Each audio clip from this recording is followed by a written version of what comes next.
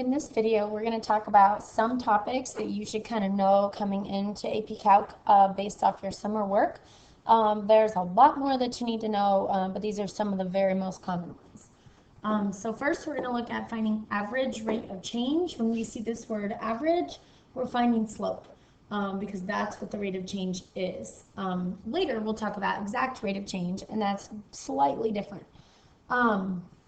So here we have an interval, meaning this is our first x value, this is our second. In order to find the slope, we need to use the change in y formula over the change in x, or y2 minus y1 all over x2 minus x1. So we need ordered pairs.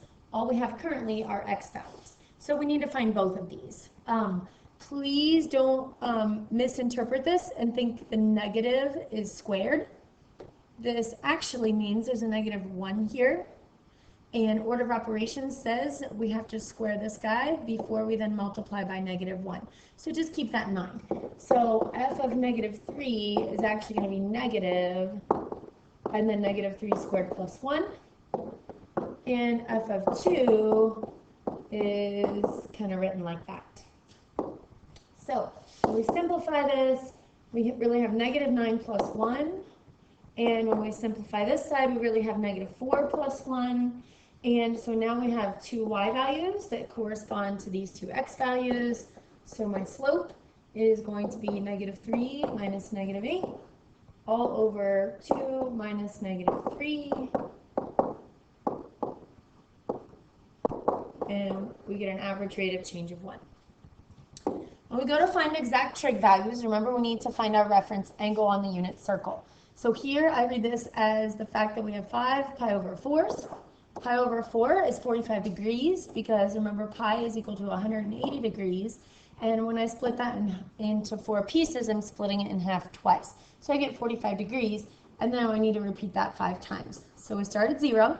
So 45 degrees once, twice, 3, 4, and 5. So we're really dealing with this right triangle in the third quadrant. This is my 45, so I have radical 2 over 2.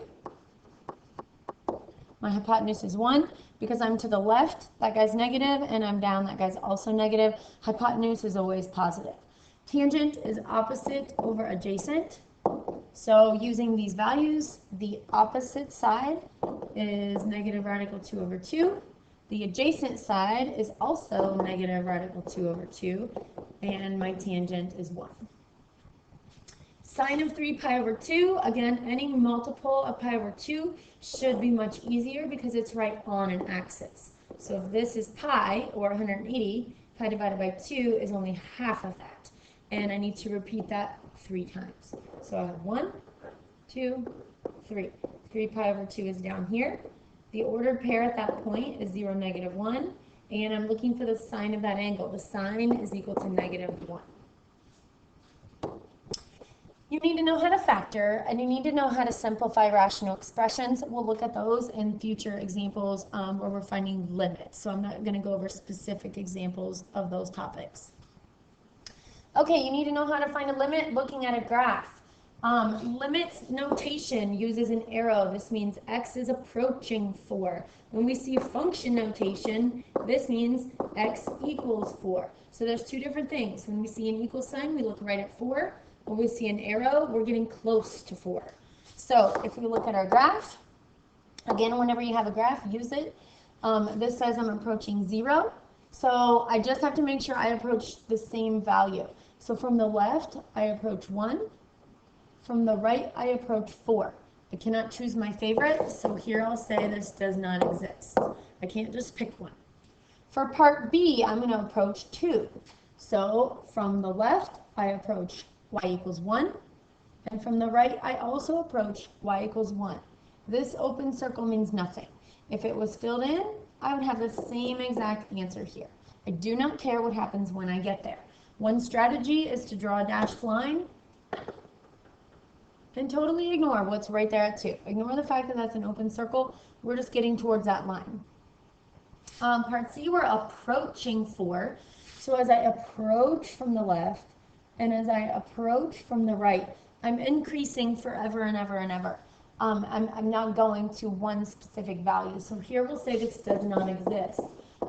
In a later chapter, we'll actually say infinity here because from both directions, we're increasing without bound. So when we say infinity, that means it doesn't exist, but this is kind of going a step further and kind of describing why it doesn't exist. Finally then, here this says, what happens when x equals 4? So now we're looking right at 4, we're not looking to the left or to the right. So right at 4, I want to find any function value, I do, and the y value is 2. Okay, and then now we're just going to practice finding some limits. We always start with direct substitution. We take whatever we're approaching and plug it in. If this function is just a normal polynomial, this will work and it will be the easiest way to do this. So we'll have 2 times negative 3 plus 5, or negative 6 plus 5. We have a limit of negative 1. If we were to try the next example, we would try direct substitution. This results in indeterminate form. Remember, that doesn't tell me anything. So I have to go a step further. I need to try to factor. So if we look in the denominator, we have x's in common. So I'm going to factor 1 out. And there's no reason to factor if you're not going to do something with it. So don't try direct substitution yet.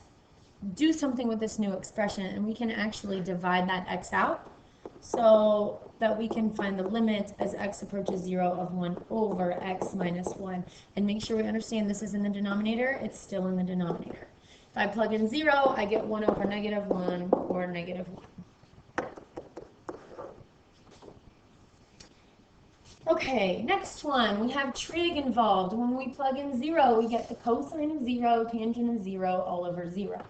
So if we look at 0 radians, remember, this is the order pair 1, 0. So the cosine of 0 is 1. However, the tangent of 0, tangent is sine over cosine, or in this case, 0 over 1, which is 0. And that results in indeterminate form. So we must do something different. We want to try to rewrite it, probably in terms of sine and cosine. If we have to, we can use our special limits. So I like cosine. Let's turn tangent into sine and cosine. So I have cosine of theta all over sine over cosine. And from here, I can cancel. So I really need to find the limit as theta approaches 0 of sine of theta all over theta. Again, this is going to result in 0 over 0, but this is one of our special limits. So if we have this one memorized, we know that this guy is equal to 1. And finally, if we're faced with a limit like this and we plug this in, again we get indeterminate form, so we must factor. Just remember when you're factoring, if this guy's 1, you're just looking for factors of 8 that add or subtract to 2. So when we factor, so once we have this guy factored, now we can divide. And so we're really finding the limit of this new expression, and we are still just using direct substitution with this guy here. So in the top we'll get 6, in the bottom we'll get 3. 6 divided by 3 is 2.